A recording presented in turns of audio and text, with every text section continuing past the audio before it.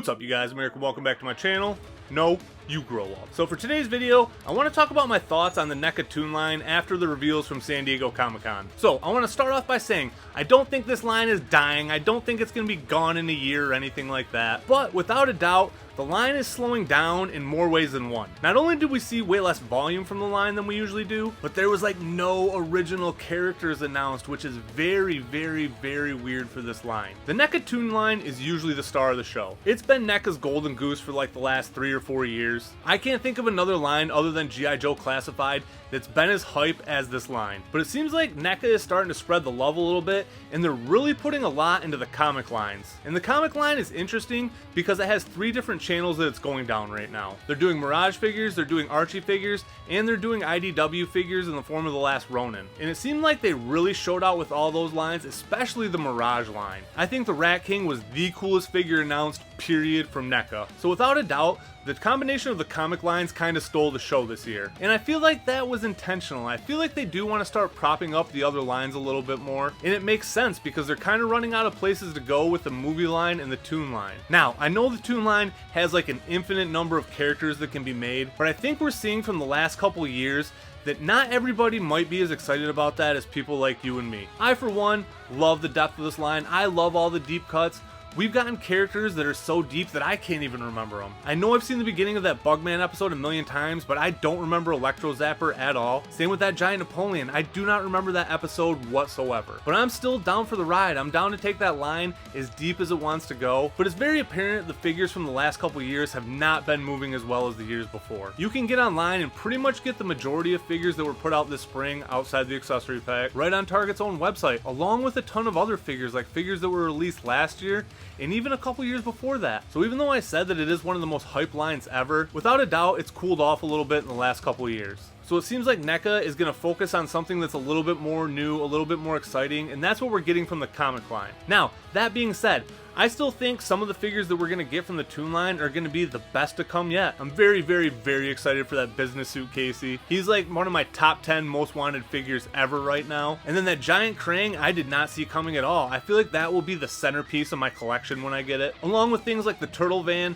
and the Sewer Lair that have been announced. So let's talk about the announcements a little bit. Yeah, they showed off the revised version of the Party Wagon, which I'm very excited for, and they announced that the first piece of the Turtle Lair is going to be coming soon, but these were things we already knew about. None of this was new. So for the new Toon stuff that they did show off, I'm gonna be honest, it was a little bit underwhelming to me. The Evil Rex 1 is really the only figure that we haven't gotten in another version before, and I guess you could even consider Rex 1 the other version for that, but I really was shocked that there was no original characters shown off. What they did show us was a lot of turtle variations, and I can't help but make comparisons to the original Playmates line. When the original Playmates line started, they were very heavy on the main line, giving us a lot of original figures, and they were kind of just putting out the sublines on the side. But over time, the number of subline figures really started to grow, and the number of mainline figures started to dwindle down to nothing, to the point where we're really just getting a ton of turtle variants. And it seems like that's kind of where they're moving with the Toon line, and I can't say that I don't get it. If there is one figure or figures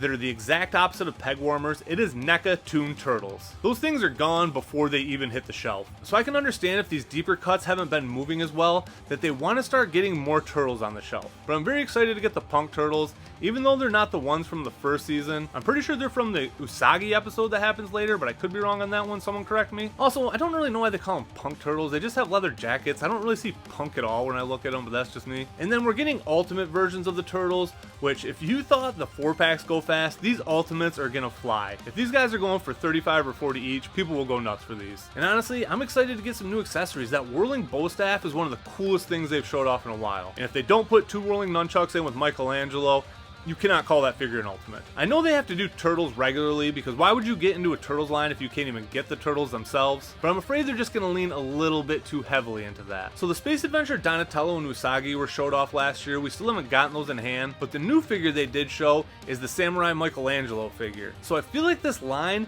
is going to take the shift from Toon line to Toon style line here in the next couple years. And I feel like NECA is going to start doing a little bit more of their own original ideas, and I'm kind of split on that. I don't really know how I feel. On one hand, I want more deep cut figures. I want to keep expanding the NECA Toon line, but on the other hand, I'm kind of excited to see what NECA can do on their own. That being said, I wish NECA would just take it a step further and just make their own Turtles line from scratch.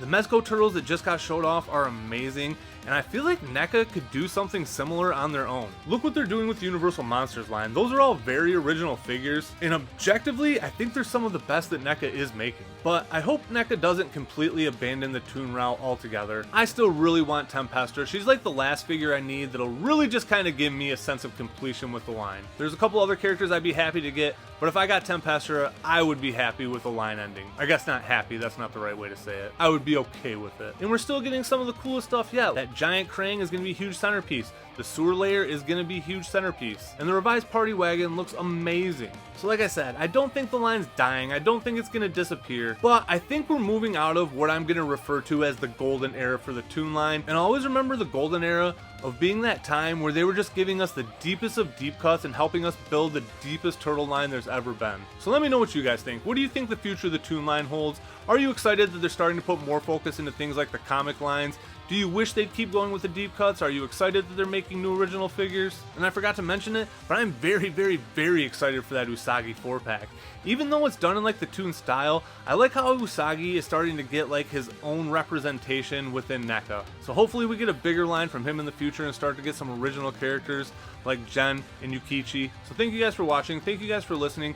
Thank you to all my subscribers for sticking around, having patience with me during this time where I haven't really been able to get a lot of content out. July was actually a really shitty month for me personally, and I'm not trying to have a pity party here right now, but if you're wondering why I haven't been putting out much content lately, that's why. I've actually been having real world problems to deal with, so my internet life has kind of had to take a back seat. But that's all I got for you guys in this one, so take it easy, be safe, and I'll catch you guys later. Peace!